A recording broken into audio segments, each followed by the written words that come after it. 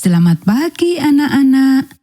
Kita akan belajar firman Tuhan melalui buku renungan pagi anak, Identitas. Hari ini tanggal 13 April, judul renungan kita, Fajar Hari yang Baru. Mari kita awali dengan doa. Bapa di surga, kami akan belajar firman Tuhan. Tolong kami supaya kami dapat memahami firman Tuhan. Dalam nama Tuhan Yesus kami berdoa. Amin.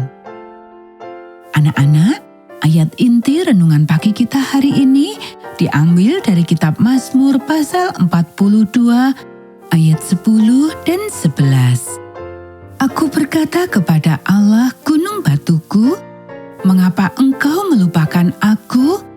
Mengapa aku harus hidup berkabung di bawah impitan musuh? Seperti tikaman maut ke dalam tulangku, lawanku mencela aku, sambil berkata kepadaku sepanjang hari, di mana Allahmu? 23 Oktober 1844. Tentunya fajar paling kelabu kedua dalam sejarah setelah hari Sabat yang kelam pada tahun 31 Masehi, ketika Mesias Allah terbaring mati. Di ladang milik Hiram Edson, orang-orang percaya yang telah saling menguatkan satu sama lain sepanjang hari sebelumnya dengan membaca janji-janji Alkitab hampir putus asa. Sambil menangis dan pucat, mereka bertanya satu sama lain, di manakah kesalahan kita? Apakah Dia tidak akan pernah datang sama sekali? Apakah Alkitab itu salah? Ada beberapa tanggal yang telah ditetapkan sebelumnya, tetapi tidak ada yang memiliki kepastian seperti yang satu ini. Bagaimana mereka bisa begitu salah? Edson mengingatkan mereka bahwa Tuhan selalu mengirimkan pertolongan dan terang ketika mereka membutuhkannya, dan Dia akan melakukannya lagi. Banyak dari mereka yang pulang ke rumah, tetapi ada juga yang tetap tinggal di lumbung dan berdoa secara pribadi. Dalam perjalanan pulang melewati ladang jagung yang sudah dipanen, Hiram Edson tiba-tiba mendongak dan berhenti berjalan. Teman-temannya tidak menyadarinya hingga mereka sampai di tepi lapangan. Kemudian mereka menoleh ke belakang dan melihat dia menatap ke langit.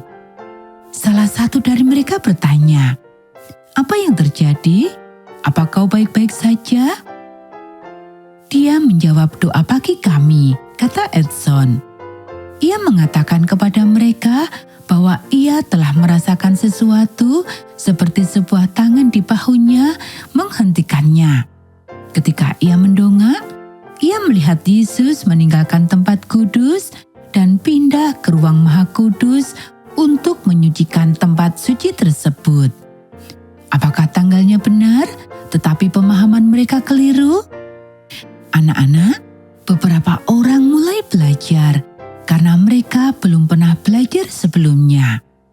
Ketika mereka berpikir bahwa mereka telah memahami pentingnya tempat kudus perjanjian lama dan hubungannya dengan apa yang baru saja mereka alami, Edson menerbitkan edisi lain dari korannya, Die Dawn, yang telah menyebarkan berita tentang kedatangan yang kedua.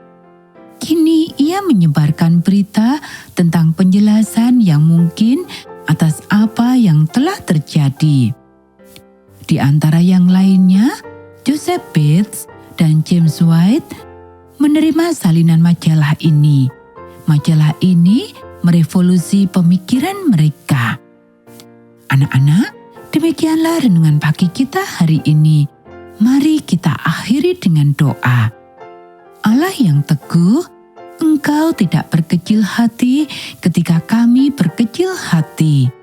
Engkau bersimpati dan menghibur kami, tetapi Engkau tidak takut atau tertekan. Tidak ada yang mengejutkan bagimu.